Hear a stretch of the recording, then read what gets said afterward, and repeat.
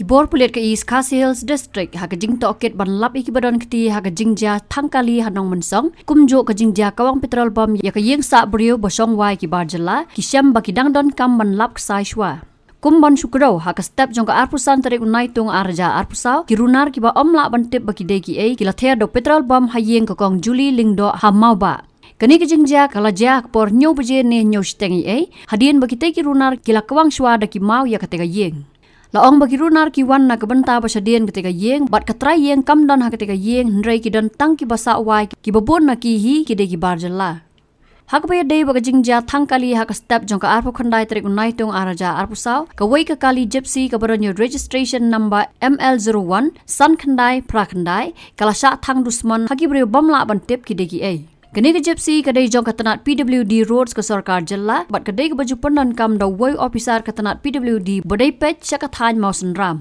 kani ke kali kala syak thang kumba ke por lai bja kat ba kadang yang hajan ke post office ha kadaj nong mensong Uba Sylvester nong tenger SP ke East Khasi Hills District uloong ba haduk menta ompan lak ban tip ya ki runar maka jing Tohkit ban tepet ya ki riu dusman ki balik ya ki tegi kampen triem kadang ya syakmat We have issued various instructions to all the OC and IC and ensure that all the vehicles should be parked in a safe places, especially the government vehicles should not be parked in the roadside. This not and we have issued instruction that the vehicles should be always parked in the safe places, as to avoid this miscreant to burn down the vehicles.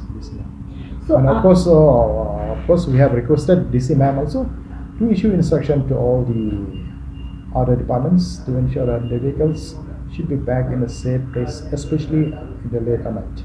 Any patrolling, night patrolling or anything are you arranging? Definitely, that is a normal job.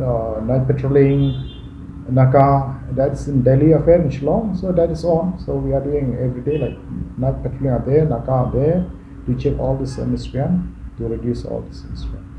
I would say, in spite of happening, small incidents are there. Yes, no doubt, incidents are there. But as of now, law and order is stable. It's under control. Anyone has been recognized in the previous incident and this incident as well that happened also. Which incident? The one in Barapatar, sir. And no, that is still under investigations. And in normal song, that also. It's just today only it happened. So the matter is still under investigation, and we'll look into, and hopefully the matter will be solved. Habatin, pej bahagi kishap, kashap plus F. Ka plus F? Hakabam bangibam dunaki eki bataye kamet. Namar kata habathiru atau kau kamlu ka umpnyang kadut pej ya kashap plus F haka jingsom.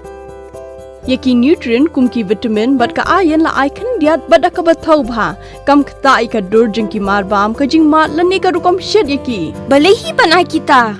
Kadon ka we ka jing mentoy ba kongsan. Ka kot ka kia.